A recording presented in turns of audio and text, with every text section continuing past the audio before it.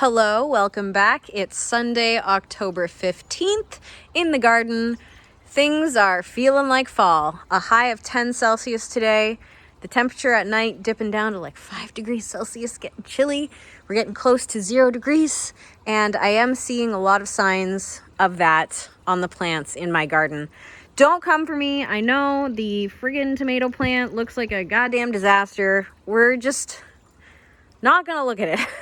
Okay, I've been doing a lot of cleanup of the leaves falling from this big black walnut, which, by the way, my husband's got a little project going on over there we'll talk about later in the video. But there's been so many leaves falling. The top of the greenhouse roof needs to be cleaned off. I have been sweeping and cleaning the leaves from here. Now, I have tried to do leaf mulch in the past, which is mixing in the dead leaves into your garden or raised beds, leaving the leaves to decompose on the yard. And I don't love doing that because the yard gets really mucky. And I find the leaves in the spring are still in the soil and need to be mixed in more and don't disappear as quickly as I'd like to have them disappear. So I am putting them in the compost, train compost bin out back this year, and hopefully that turns into some really nice soil by next fall at least. Who knows? All right, let's start looking at the garden.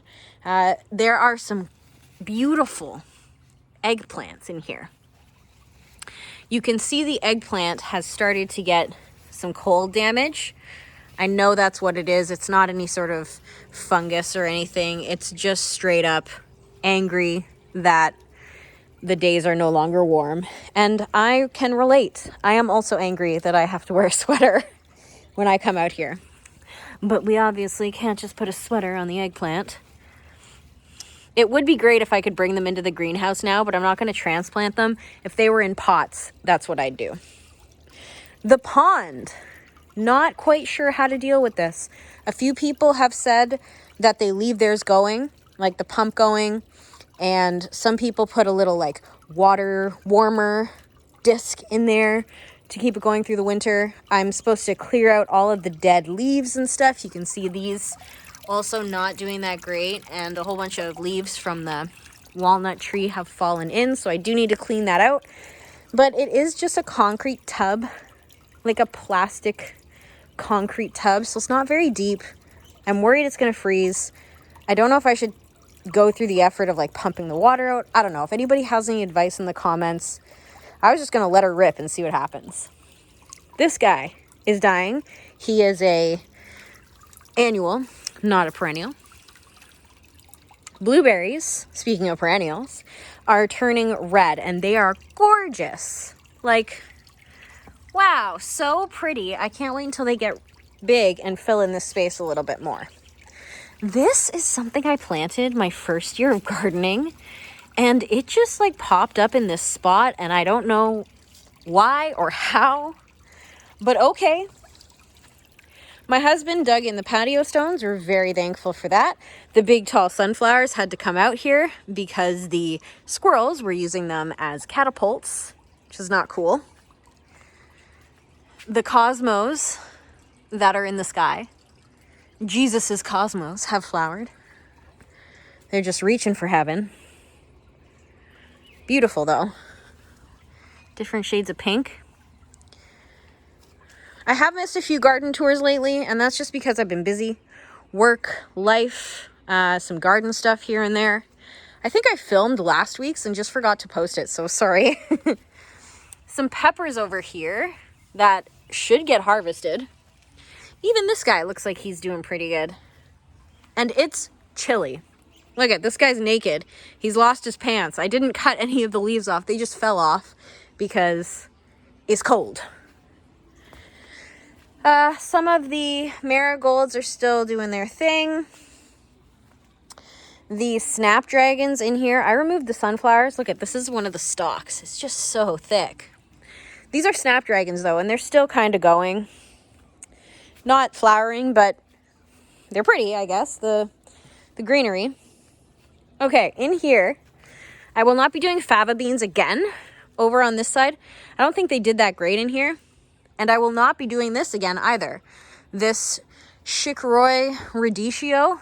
Look at that. I have never in my life grown a head of lettuce that looks like that. And it does look beautiful, but I will tell you, it tastes like the worst, bitterest salad you've ever had in your life. Like, you can't even put a leaf in your mouth. As soon as it hits your tongue, it's so friggin' bitter. I hope my dog didn't think someone was knocking at the door because I did that. I took the peppers out of this bed, so there's nothing in here right now except for weeds. But I am going to till it with some compost. And over there is some garlic that just, I guess I didn't pull out properly last season. And it's growing. So I'm not going to do much about that. Maybe dig it up when I'm tilling before I till. Who knows? All right, coming over here. Okay, there is a cucumber that I should harvest. Still tomatoes. But like I said, like, we shouldn't be looking at this because it's a sad situation. I should be harvesting these, but I haven't been. I don't love these. These ones, though. These are good. And it shot off a new, like, shoot. And it's got, like, flower buds on it, but there's no way it's going to have time to produce anything. The thyme that I actually ripped out the original thyme bush here because I had seeds from it and I started new ones at the beginning of the year. But I ripped out the original one because I thought it was kind of doing bad and looking a little leggy and replaced it with some new ones. And it really, really took off. And it is just beautiful. There's some mint I mistakenly planted in here when I first started the gardens. Mistakes were made. There's another mint. There's another mint. This is a big oregano bush. And I did plant some carrots in here, like little fat bulbous carrots, but I don't think they have enough time. Columbine, excited to see what happens with it next season. This is my husband's walnut experiment. He's got black walnuts he has collected from these trees back here, the seeds. He has checked if they are viable, and he has planted the ones he believes are viable in these pots. These pots are covered, and these ones aren't, and the squirrels have already taken like 5 or 6 of the nuts out of these pots. So we got to figure out a way to cover these ones too.